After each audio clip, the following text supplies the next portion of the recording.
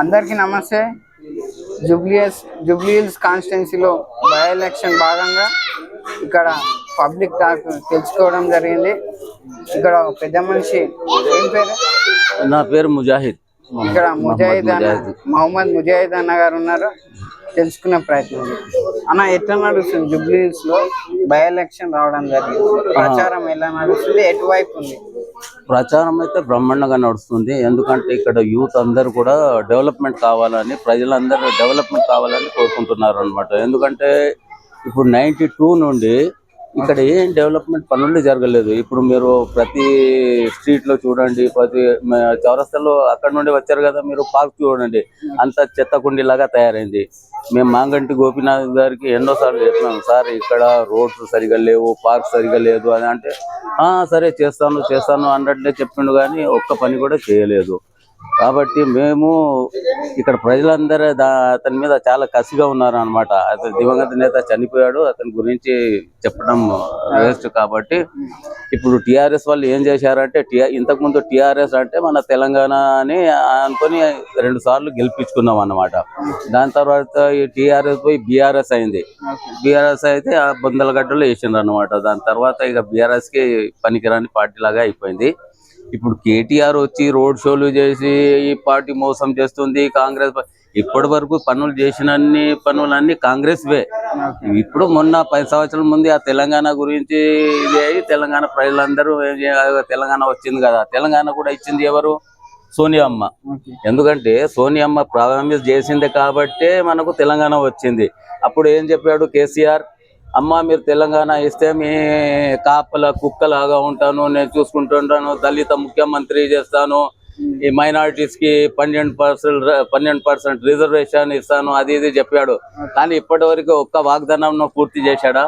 ఏం లేదు. ఇప్పుడు చెప్తున్నాడు 2 సంవత్సరాలే కాంగ్రెస్ పార్టీ అధికారంలోకి వచ్చి, 2 సంవత్సరాలు కూడా కాలేదు, మీరు వాగ్దానాలు చేశారు. 200 యూనిట్లు ఫ్రీ ఇస్తుంది, మళ్ళీ బస్సు ఫ్రీ ఇస్తుంది, సన్న బియ్యం ఇస్తుంది, రేషన్ కార్డులు ఇచ్చింది.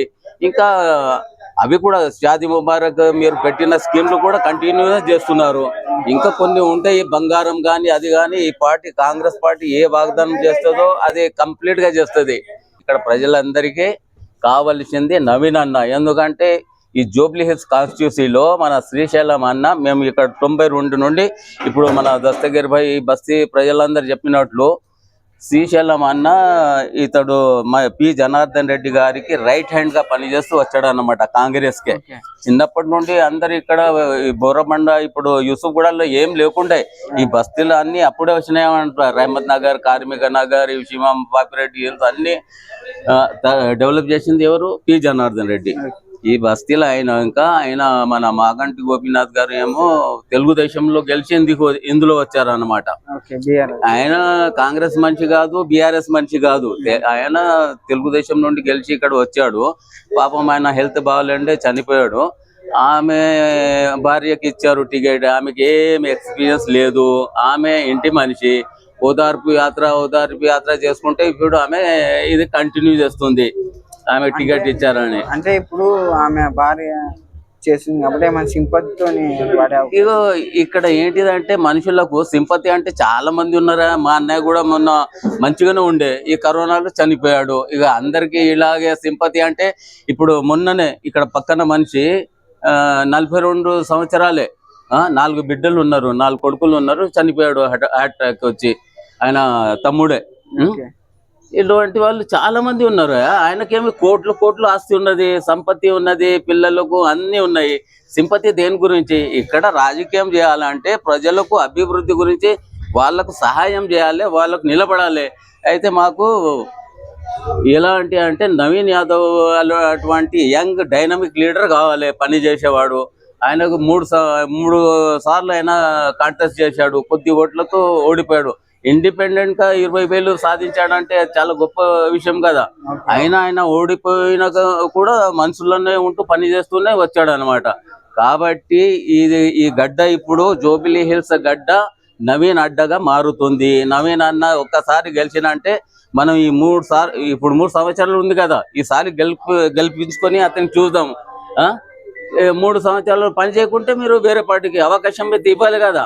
ఒక్కసారి ఇతనికి అవకాశం దొరికిందంటే ఇక వేరే వాడు వచ్చే అవకాశమే లేదు. ఎందుకంటే అతడు అలాంటి పని చేస్తాడు అనమాట.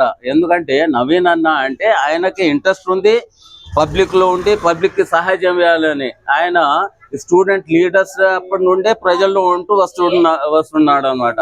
కాబట్టి మేము నవీన్ అన్నకి మేము సీనియర్ సిటిజన్స్ కానీ యూత్స్ కానీ అందరు ఆయన ఎంబడే ఉన్నారు.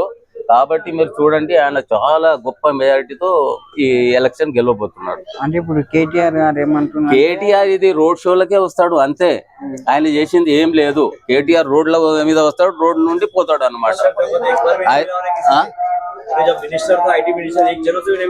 ఐటీ మినిస్టర్ ఉన్నప్పుడు ఏమన్నా డెవలప్మెంట్ కి వచ్చాడా? ఇక్కడ ఉన్న కార్పొరేటర్ కే షఫీకి ఈయన గొడవపడి ఇతనికే పంపించేశాడు. ఇక్కడ ఉన్న కార్పొరేటర్ అందరికీ కట్ చేసి పడేశాడు గోపీనాథ్. ఇందులో వచ్చిన తర్వాత ఒక్క కార్పొరేటర్ కి ఇక్కడ వదలలేదు.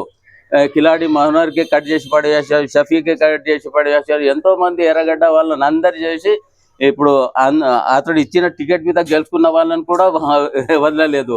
సిఎన్ రెడ్డి టిఆర్ఎస్ నుండే గెలిచాడు కదా, ఆయన కూడా ఇది చేయలేదు, ఆయన కూడా కట్ చేసి పడేశాడు.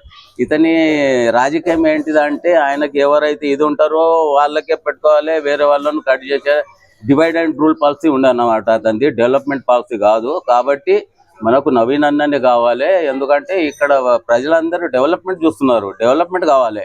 కానీ మనకు ఏంటిదంటే వాళ్ళకి వీళ్ళకి వేస్ట్ ఓటు. ఇప్పుడు మన జూబ్లీ హిల్స్ కాన్స్టిట్యూన్సీ డెవలప్మెంట్ కావాలంటే నవీన్ అన్న కావాలి. ఇప్పుడు ఆమెకి చేస్తే ఆ డెవలప్మెంట్ కాదు, చెత్తగా మారుతుంది. జూబ్లీ హిల్స్ డెవలప్మెంట్ కాదు, అది ఇంకా చెత్త అవుతుంది. కాబట్టి మనము వీలైనంత వరకు నవీన్ అన్నకి గెలుచుకుందాం. నవీన్ యాదవ్ సంపింగ్ మెజార్టీతో గెలవబోతున్నాడు. ప్రజలందరూ యూత్ అందరూ అతని వెంబడే ఉన్నారు అన్నమాట. ఇదండి పెద్ద మనిషి చెప్తున్నది. ఖచ్చితంగా నవీన్ యాదవ్ ఖచ్చితంగా విన్ అవుతాడని పెద్ద మనిషి చెప్తున్నాడు. ఎంతవరకు అయితే చూద్దాం.